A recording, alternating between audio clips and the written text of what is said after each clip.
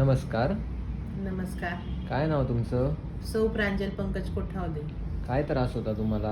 मला मणक्याची गादी सरकली असं सांगितलं होतं डॉक्टरांनी. मला ऑपरेशन करा म्हणजे असं सांगितलं होतं. मी 4-5 डॉक्टरांचा व्हिजिट घेतली. त्यांनी तेच सांगितलं की दुसरा पर्यायच नाही, ऑपरेटच करावं लागेल. पण ऑपरेशनसाठी मी 2 वेळेस हॉस्पिटलला ॲडमिट झाले. पण माझं त्या ऑपरेशनच्या भीतीने BP वाढायचा, त्याच्याने ऑपरेशन कॅन्सल झालं.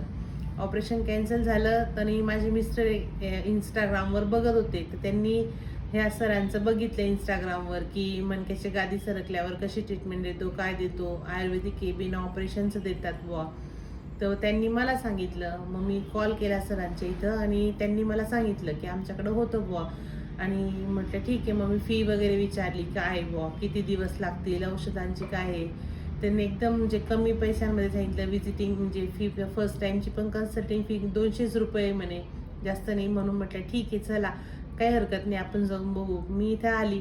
मी 3 महिने तर बेडवरच होती. पण इथं आल्यानंतर मी सेकंड टाईम जेव्हा आली तर स्वतःच्या पायाने जिना चढत एकदम आरामशीर व्यवस्थित आली. आणि मला खूप लवकर म्हणजे 6 महिने सांगितले होते औषधं घ्यायला, पण मला 2.5 महिन्यातच इतकं चांगलं की मी आता एकी पळते. मुलं म्हणता, आई आता तू घरात थांब.